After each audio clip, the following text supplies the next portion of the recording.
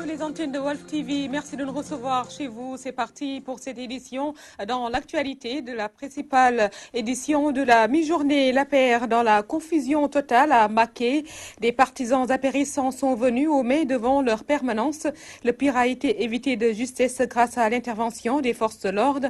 À Rufisque également, il y a une division entre apéristes. Certains soupçonnent le beau-père de Macky Sall d'avoir organisé le vote du non pour détruire les responsables du parti. Confier donc et la gestion des forages à Lefort, une chose inadmissible pour les populations de Paoskoto. Les habitants en assemblée générale se disent déterminés à contraindre le gouvernement à renoncer à cette décision. Il pleut une grande peur sur Dakar, des Sénégalais qui ne savent pas d'où viennent les rumeurs d'une attaque terroriste dans la capitale sénégalaise invitent leurs compatriotes à être plus vigilants. À suivre également dans ce journal la page des sports et la revue de la presse qui bouclera cette édition qui démarre à l'instant. Bonjour et bienvenue à toutes et à tous.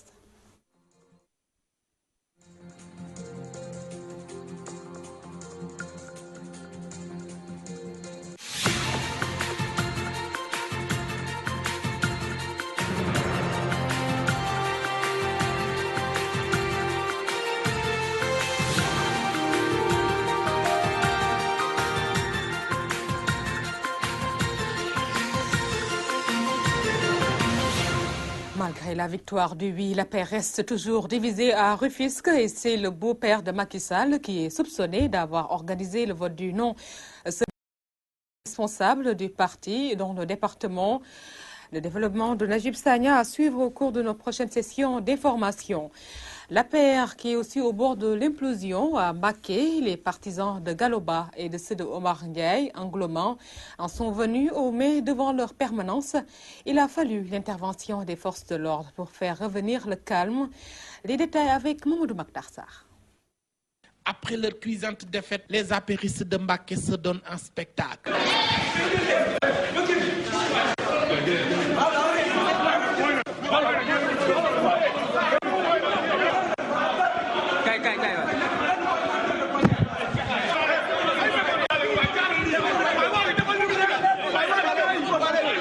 Les partisans de Galoba accusent Omar Ndiaye Angloma d'avoir reçu de l'argent du comité électoral et donné une consigne de vote pour le non.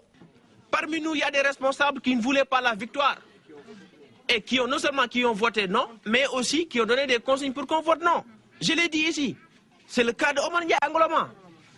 C'est le cas de tant d'autres qui l'ont fait. Et tout ce que je dis, moi, j'ai des preuves, je dis bien, j'ai des preuves. Et s'il continue à occuper la presse, je vais le dire. Il est grand temps que le président Macky Sall parvienne à comprendre qu'ici, dans ce département, il y a des responsables profitards. Comment Gallo peut détourner 5 millions de francs CFA? C'est impossible, c'est impensable. Ceux qui le disent, c'est parce qu'ils n'ont pas d'argument. Là, chaque responsable qui se dirige maintenant vers la presse pour dire n'importe quoi, c'est parce qu'ils ne sont pas dignes. Interpellé, le mis en cause Omar Ndiaye Angloma nie en bloc et contre-attaque. Son porte-parole explique. Donc organiser un point de presse donc, pour apporter des explications et des répliques par rapport aux informations et aux attaques menées contre notre responsable, Omar Ndiaye Angloma. Donc ceci, on a organisé ce point de presse, ils sont venus dans le but donc de déstabiliser et en tout cas de gâcher ce point de presse. Malheureusement, en tant que responsable, notre responsable est allé voir en tout cas pour faire régner l'ordre. Ils accusent Angloma de porter de vote le non. C'est des fausses en tout cas les accusations.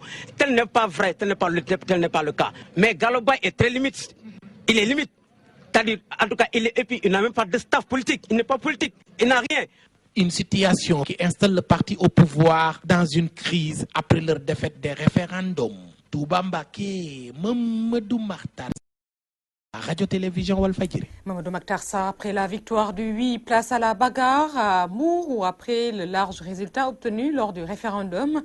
Les responsables de l'APR se livrent à présent à une guerre fratricide sans merci pour la paternité de la victoire par conférence interposée. Et pour certains, d'autres postent des messages sur Internet ou font même appel au témoignage de Ousmane Tanor-Dieng. Chacun revendique ou s'approprie même le succès du oui à sa manière. Donc nous allons suivre cette correspondance de Tierno Daf. Après la promenade de santé du Front du Oui à Mbour lors du référendum de dimanche dernier, les leaders apéristes locaux se livrent à présent à une guerre fratricide de récupération sans conférence de presse interposée. Chaque responsable revendique la paternité de la victoire. À ceux qui, depuis hier, après les résultats, se sont riés vers les médias pour en tout cas dire qu'ils sont les principaux acteurs de cette victoire. Il ne faudrait pas que certains essaient de récupérer la victoire. Il ne faudrait pas que certains qui n'ont fait aucun rassemblement pendant les 6 jours et qui n'ont peut-être qu'ils se sont mobilisés que lors de l'arrivée du président de la République, essaient de s'accaparer de cette victoire. Après la députée Sirandiaï et Bokarli, le DG de la SAPCO, qui ont posté des messages sur Internet pour s'approprier le succès du oui, c'est au tour du président du comité électoral départemental d'appeler à l'humilité et à la retenue. Nous savons qu'il y a des instances qui ont été légitimement et légalement installées et c'est ces instances-là qui ont la légitimité pour obtenir des... Pas important de vouloir la récupération, récupérer quoi? Cette victoire, la victoire du peuple, comment on peut récupérer cette victoire-là? Personne ne peut récupérer cette victoire-là. C'est une victoire d'une unité, d'un groupe, d'une équipe. Chacun prend ses responsabilités par rapport à cela. Je pense que chacun prend ses responsabilités, mais comme je dis, c'est ce point-là qui est le point officiel.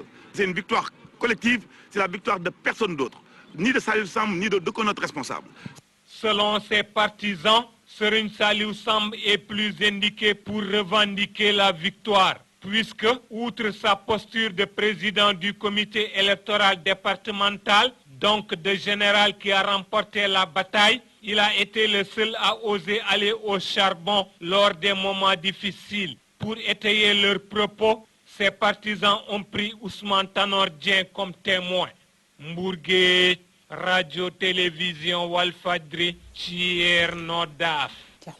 Sur cette même lancée, référendum du 20 mars, la défaite de la coalition Benno Bokk Yakaar dans la ville de Koussanar a créé une fissure au sein des responsables politiques de l'APR qui accusent le maire Boubacar Ba d'être à l'origine de leur débâcle. Ils invitent le président Macky Sall à plus de considération. Les explications avec Alassane Diallo. La défaite de la coalition Benno Bokk Yakaar dans la ville de Koussanar a créé une fissure au sein des responsables politiques de l'Alliance pour la République de la localité. La responsable des femmes Lalla Sankaré et ses partisans accusent leur maire Boubacar Ba d'être à l'origine de leur débat.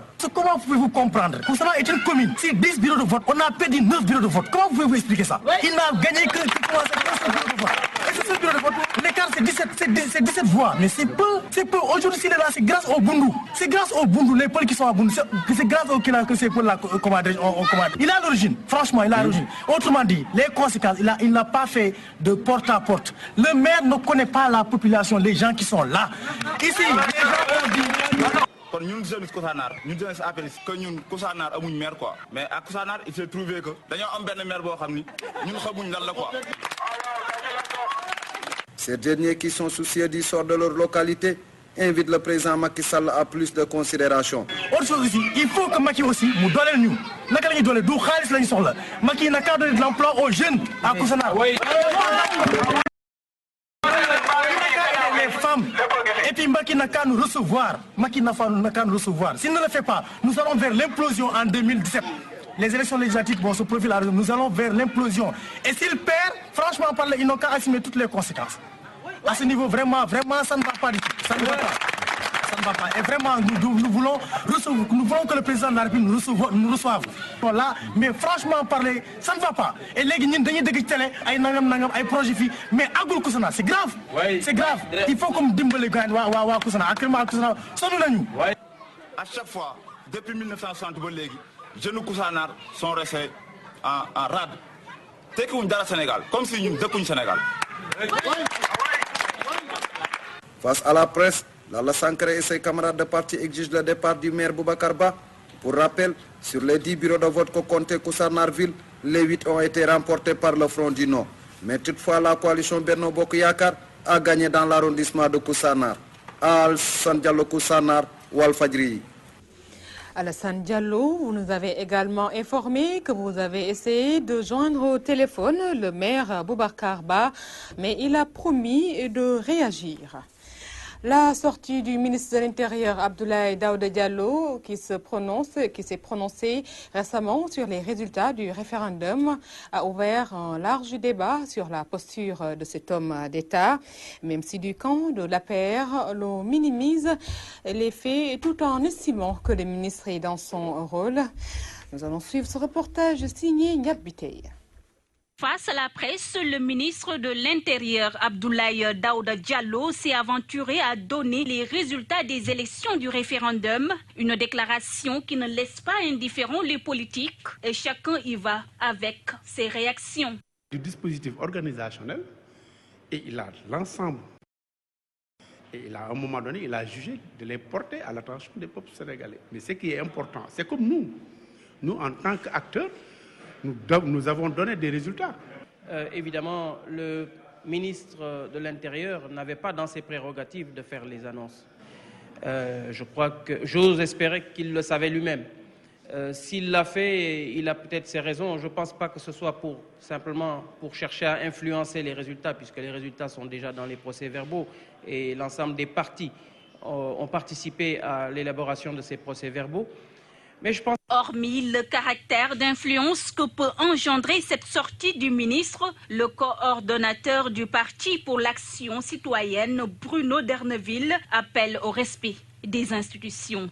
De la manière de travailler en République, il y a des règles et j'appelle cette fois-ci, en tant qu'homme politique, j'appelle le pouvoir à avoir une démarche un peu plus responsable sur la manière de gérer les institutions.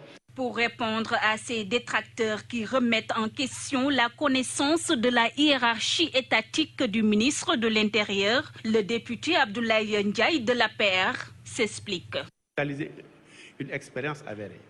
C'est ce que je disais tantôt. Quand même, il faut respecter les institutions, il faut respecter les personnes. C'est un faux débat. Et ça date depuis 5 ans. Tous les ministères qui sont sous Diouf, tous les ministères de l'Intérieur, le ministre de l'Intérieur sous Diouf, sous Abdoulaye Wade, sous Senghor, ont été tout le temps critiqués. Pour Bruno Derneville du PAC, même si le ministre Abdoulaye Daouda Diallo connaît les règles qui régissent un État, il est en train de verser dans l'outrance et c'est au chef de l'État de remettre les pendules à l'heure. Nous avons élu le président Macky Sall pour qu'il définisse la politique de la nation et qu'il choisisse ses hommes.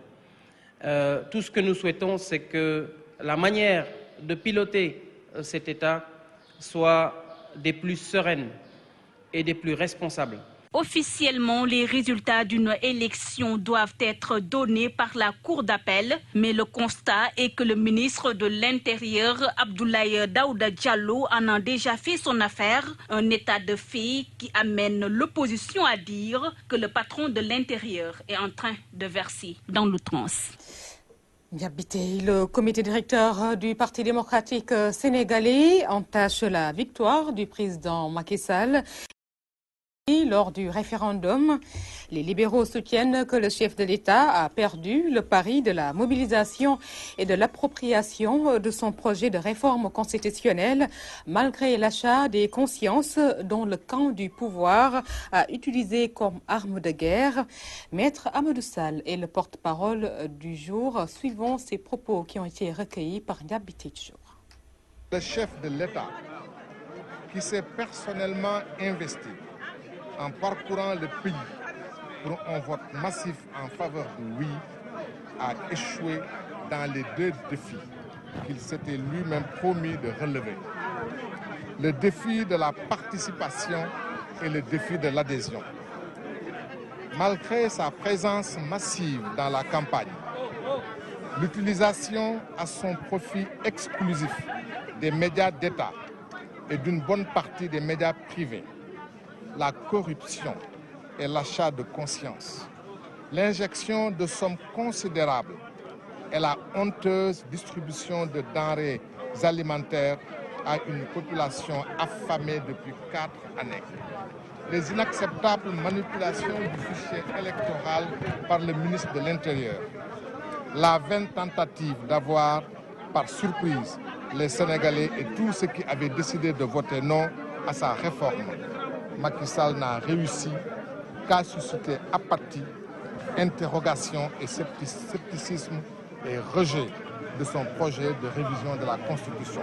Le ministre de l'Intérieur, qui proclame illégalement les résultats au lieu et place de la Commission nationale de recensement et qui a décidé de kidnapper le fichier électoral au profit de son parti, en prenant soin, entre autres, d'en extraire des milliers de citoyens privés ainsi de leurs droits, est totalement discrédité pour organiser quelque scrutin que ce soit. Le comité directeur demande enfin à l'OFNAC de s'autosaisir sur ce qui apparaît manifestement comme de la corruption et de l'achat de conscience pour obtenir indûment le suffrage des Sénégalais de la part de personnes exerçant des fonctions publiques et des fonctions et des responsabilités publiques. L'instant, Maître El Hadji Amadou Sall, responsable politique du Parti des Sénégalais. La décision prise par l'État du Sénégal de confier la gestion des forages à l'OFOR, Office des forages ruraux, n'est pas du goût des populations du monde rural. À Paoskoto, les habitants fustigent cette réforme entreprise dans le secteur de l'eau et se disent prêts à tout pour défendre leurs intérêts. Ils se sont confiés à Amadou Limay dans cette correspondance. Les populations de Paoskoto, dans le département de Nioro, disent non à l'OFOR, l'Office des forages ruraux, désigné par l'État du Sénégal pour la gestion de l'eau dans le monde rural. L'ensemble des populations de l'arrondissement de Paoskoto, l'ensemble des populations du département de Nioro disent non à l'installation de l'OFOR dans le monde rural. Nous sommes dans les mesures de nous gérer nous-mêmes, que l'État nous laisse gérer notre eau, on la gère correctement, tout le monde boit. Il veut chercher de l'argent sur le dos des paysans, ce qui n'est pas possible, et on va dire non. Nous tous, nous partageons la même idée et nous luttons contre l'installation de l'OFOR. Ces populations se veulent claires. Elles n'accepteront pas que l'État du Sénégal privatise la gestion des forages. Mais en garde les étudiants. Encore une fois, nous avons organisé une marche en disant non à l'OFOR. Toujours nous sommes sur la garde. On va faire face au gouvernement. Parce que si je dis au gouvernement, parce que l'OFOR est une organisation mise par le gouvernement. On va faire des manifestations, on va faire tout ce que bon nous semble pour dire non, pour leur montrer que nous sommes en mesure de gérer cette denrée qui est nécessaire pour nous et on est en train de le gérer correctement. La réforme de l'eau, initiée par le gouvernement du Sénégal, continue d'installer polémiques et inquiétudes dans le monde rural où une bonne partie des populations étaient déjà assoiffées par la panne de plusieurs forages. Amadou Limbaye à Paoskoto, Walfadjri. Amadou Limbaye, un tour dans la capitale montre que la menace terroriste est très prise au sérieux par les Sénégalais et les ressortissants étrangers.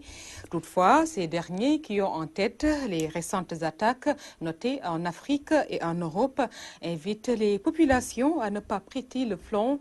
Un reportage signé Omar Kairé.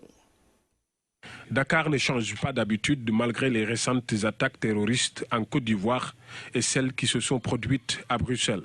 Chacun vaque à ses occupations. Mais derrière cette image, c'est la psychose qui habite beaucoup de personnes, surtout les étrangers qui séjournent. Partout aujourd'hui, quelque part, on a une petite voix en nous qui nous dit on n'est pas en sécurité. On a mis en place des mesures de sécurité dans des endroits qui sont potentiellement des cibles pour les terroristes. Mais est-ce que c'est suffisant? Est-ce que c'est suffisant pour que ça n'arrive pas? C'est la question qu'on se pose.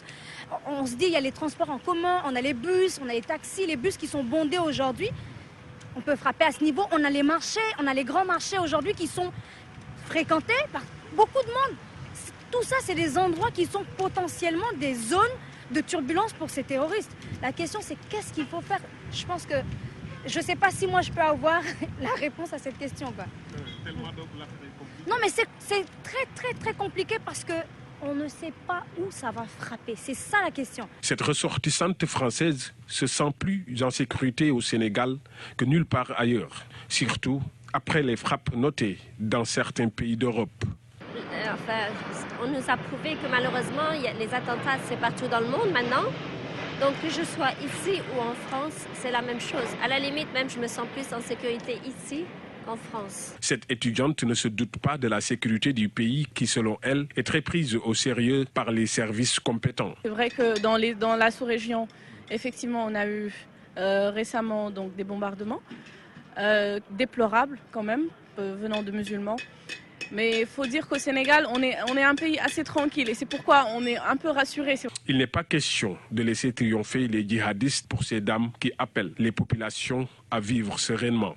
Enfin, on nous a prouvé que malheureusement, les attentats, c'est partout dans le monde maintenant. Donc que je sois ici ou en France, c'est la même chose. À la limite, même, je me sens plus en sécurité ici qu'en France. Personnellement, ma vie, elle est paisible. Les Sénégalais également, ils vivent paisiblement parce qu'on a Cheikh Ahmadou Bamba, on a Cheikh Al-Islam Baye Niasse, on a plein d'autres guides qui nous ont montré la voie et qui nous montrent qu'il faut rester calme, zen et ne pas s'alarmer, quoi qu'il en soit. Mais ça ne m'empêche pas d'aller continuer mes activités, vraiment. Et ce qui doit arriver, arrivera parce que je suis musulmane, pieuse. Donc voilà. La vie continue malgré les attentats qui sévissent dans le monde. Il faut juste s'armer de vigilance et de sérénité afin de ne pas être surpris venant de ces femmes. Omar Kéré, merci. Nous allons à présent parler des travailleurs membres du SATUX Synpics qui accusent des hommes bénéficiant de la protection du gouvernement de spolier leurs parcelles d'habitat, ce qu'ils dénoncent fermement et interpellent les autorités à mettre fin à toutes ces agitations. Adjara Ndiaye Diop porte la parole de ces travailleurs au micro de Birama Ndiaye. D'abord, je vais insister sur le problème de la coopérative de l'UCAD4 qui se trouve au niveau de Keur Massar. Parce que là, le problème qui se pose, c'est que depuis l'acquisition de ces terrains en 2004-2007, le terrain était vierge, c'était comme une forêt. Et là, les agents de l'université ont mutualisé leurs efforts. Ils ont investi plus de 800 millions au niveau de ce site, viabilisé maintenant, lotissé. Des gens ont fait des prêts à la banque pour construire leurs parcelles et habiter. Et maintenant, qu'est-ce qu'on voit? Des gens sortis de nulle part, des bandits. On pèse bien nos mots, ce sont des bandits. Et ils sont épaulés par des bandits à col blanc qui logent au niveau de la... Tu as cité le nom des colonels. Et on sera prêt à réitérer. Parce que ces gens-là, moi je crois quand on parle, la devise de l'armée, c'est quoi? C'est quoi la devise de l'armée? On nous tue mais on ne nous déshonore pas. Mais ce sont même ces gens de l'armée-là qui nous déshonorent, nous, qui déshonorent ce pays. Ils sont mais c'est eux qui font le désordre.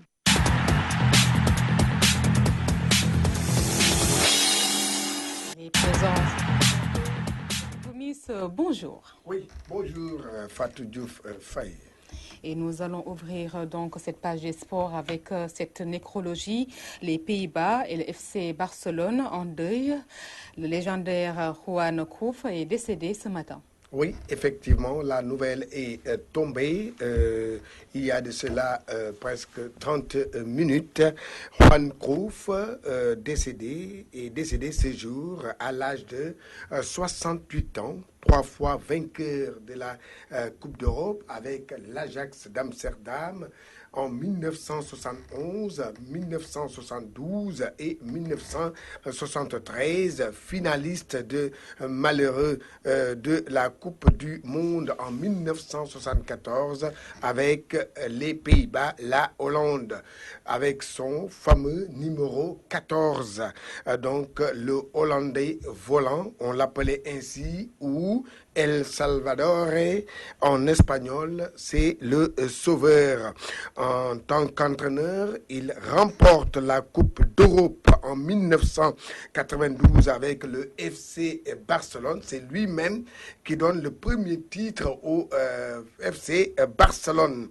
Père de l'identité du jeu c'est Barcelone, nommé aujourd'hui président d'honneur à vie du FC Barcelone. Donc, comme vous venez de le dire, ce sont les Catalans qui ont été vraiment secoués par cette mauvaise nouvelle qui est tombée. Donc, Johan Cruyff, comme on l'appelle, le Hollandais. décédé, comme vous le voyez ici, sous les maillots du FC Barcelone. C'était en 1975 lorsque le Barça a remporté le titre de champion d'Espagne. Ici, c'était au Nou Camp. Donc, vraiment, c'est extra. Bon, voilà un fameux un joueur.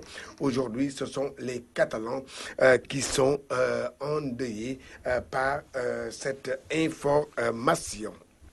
Paix à son âme, et nous allons parler, cher Tidiane, du football Sénégal-Niger.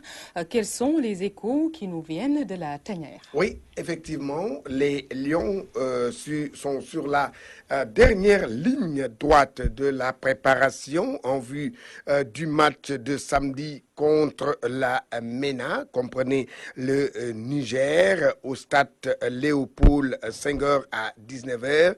Troisième jour de préparation ce jeudi avec au menu une séance à 17h au stade Léopold Senghor. Aliou Cissé va pouvoir réaménager son dispositif défensif après le forfait annoncé de Lamine Sané pour blessure. Lamine Sané ne sera plus de la partie. Et du coup, Aliou Cissé va donc changer son dispositif défensif pour tout simplement apporter des correctifs ou bien changer, en tout cas ce qui est selon Aliou Cissé. Il y a des hommes pour pallier l'absence de certains joueurs. Et donc voilà, Aliou Cissé. Donc aujourd'hui, c'est l'entraînement à 17h, mais sachez que l'équipe du Niger est déjà à Dakar. Un groupe est déjà à Dakar. Les expatriés vont venir aujourd'hui, ce soir, pour compléter le groupe du Niger qui, je vous le rappelle, est troisième au classement, et le Sénégal domine le groupe H avec 6 victoires, avec 6 points. Comme vous le savez, c'était contre le Burundi et contre la Namibie, comme vous le savez. Donc, c'est cela par rapport à cette équipe nationale du Sénégal. Et voilà, donc comme vous le voyez, Diao Baldé, on annonce déjà du Sénégal avec une attaque de feu. Diao Baldé, Sadio Mané et Famara Diédhiou. Et donc peut-être, mais dans la tête de Aliou Cissé, peut-être il a un autre vraiment 11 de départ. On reste avec ces éliminatoires CAN 2017. Tout à l'heure, donc le Madagascar et la République centrafricaine ont fini de jouer. C'est un but partout. Et voilà, le match est terminé. Et actuellement, le Comore joue contre le Botswana. Et donc, il y a problème dans ce match-là. Le match est interrompu. Et Djibouti qui joue contre le Libéria. Le Ghana va jouer à 15h30 contre le Mozambique. On a joué hier. Zambie, Congo, un but partout. Guinée, Bissau, Kenya, 1-0 pour les Bissau-Guinéens. Le Soudan du Sud a été battu à domicile par le Bénin 2-1. Et donc, victoire de la Libye à Sao Tomé Principe 2-1.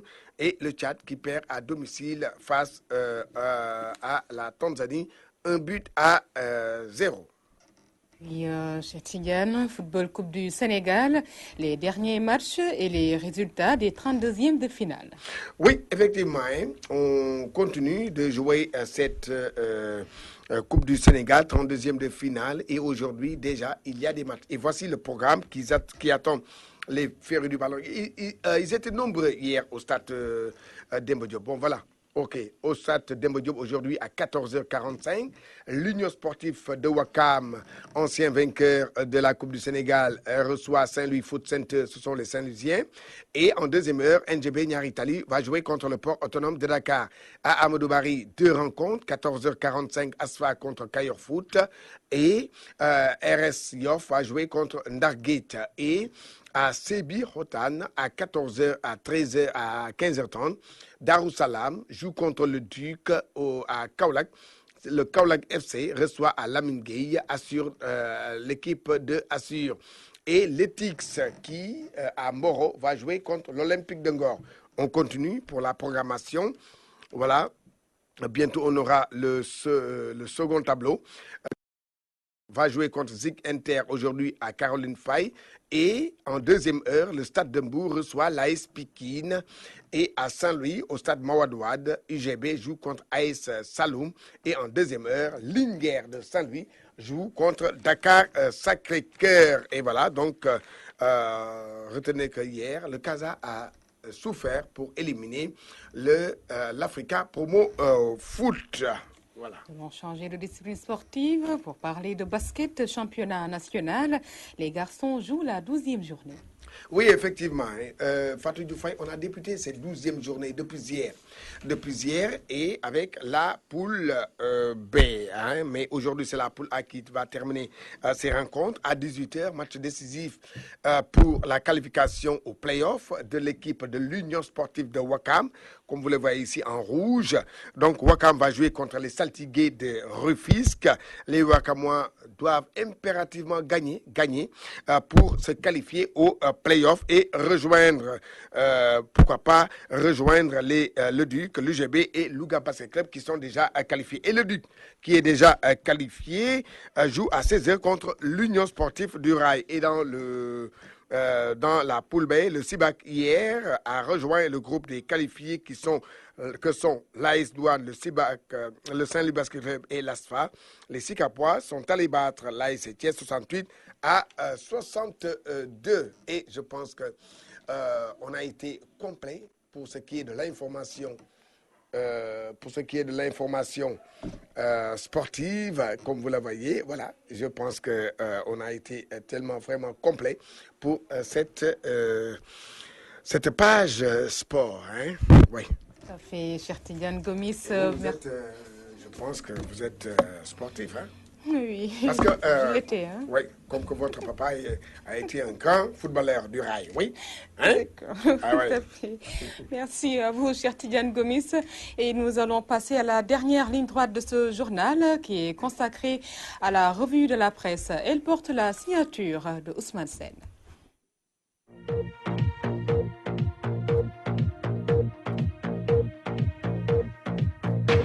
Bonjour, taux de participation au référendum. La Cour d'appel demande le ministre de l'Intérieur, selon Walf Quotidien, qui rapporte également le ministre d'État qui déclare dans le journal « Je n'ai pas compris pourquoi il y a eu cette sortie d'Abdoulaye Daouda Diallo qu'il assimile à une précipitation. Le ministre d'État tacle le ministre de l'Intérieur, rapporte encore le populaire. Mandiaï solde-t-il des comptes avec Abdoulaye ? Déjà dans la ligne de mire de l'opposition, Abdoulaye Daouda Diallo flingué par son camarade de parti, Bandiaï qui déclare encore dans le populaire « Je n'ai pas compris sa sortie qui n'a aucun sens, il faut respecter les valeurs républicaines », recommande-t-il. Dans Direct Info, directement sur cette même information avec ce référendum, Abdoulaye Daouda Diallo proclame les résultats à la place de Demba Kandji, s'exclame mon confrère. Que cache une telle précipitation, se demande encore le journal Direct Info. Troisième mi-temps d'un référendum dans le Témoin quotidien. Oui et non joue les prolongations, signale le journal. Dans l'APR, le courant du non adopte la posture du mauvais perdant. Pour le PDS, le parti dénonce les irrégularités, accuse le ministre de l'Intérieur. Gortia Wardia, un référendum raté, illégitime. Résultat officiel, la Cour d'appel annonce 62,71% de oui et 37,92% de non. C'est dans le Témoin quotidien. Les leçons d'une présidentielle anticipée, c'est dans Enquête qui publie encore les résultats provisoires du référendum. Et ce matin, c'est encore des commentaires, les libéraux qui parlent d'un nom victorieux et recusent Abdoulaye Daouda Diallo, c'est dans le journal.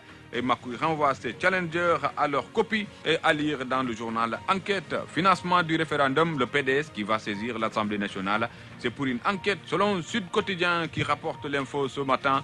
Relayé par Grand Place, achat de conscience au référendum. Le PDS interpelle l'OFNAC, le ministre de l'Intérieur recusé pour les élections de 2017 et 2019. À en croire mon confrère de Grand Place. Ousmane Ngom fait ses valises, c'est dans le quotidien de l'Assemblée nationale. Il sera remplacé par Mamour Sissé à l'hémicycle. Des informations rassemblées ce matin par le quotidien Le Quotidien. Ousmane Ngom, futur ministre de l'Intérieur, le point d'interrogation en manchette ce matin dans le journal La Tribune qui annonce que l'ancien ministre de l'Intérieur a démissionné de l'Assemblée nationale et s'érige en bouclier de Macky Sall. Le PDS sur le référendum. Macky a enregistré l'échec de la mobilisation et celui de l'adhésion. Macky Sall salue la maturité du peuple. C'est dans le quotidien national Le Soleil. Le gouvernement engagé à adopter les textes législatifs relatifs à la Constitution. Le oui l'emporte avec 62,70%.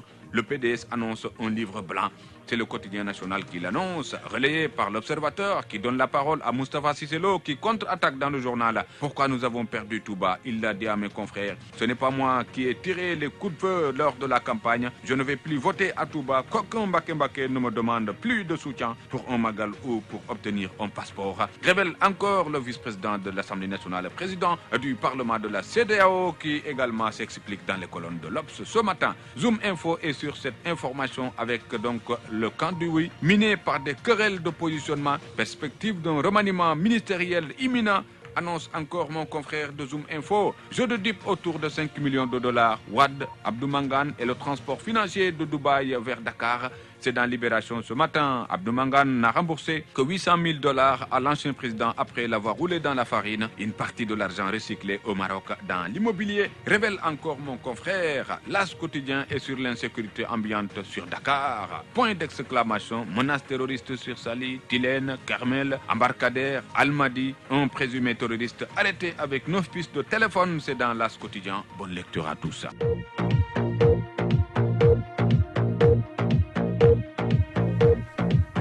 Merci à vous Ousmane Sène pour cette revue de la presse et pour la réalisation de ce journal. Merci du côté de Laïsal Diop et à Maria Maguey. Un grand merci Coin Esthétique à Abindour. Retrouvez à 14h Ndeikoumba Diop Kane pour l'édition en Wolof. Un grand merci à vous, chers téléspectateurs, de nous suivre toujours sur Walt TV. Votre fidélité, notre fierté et bon après-midi.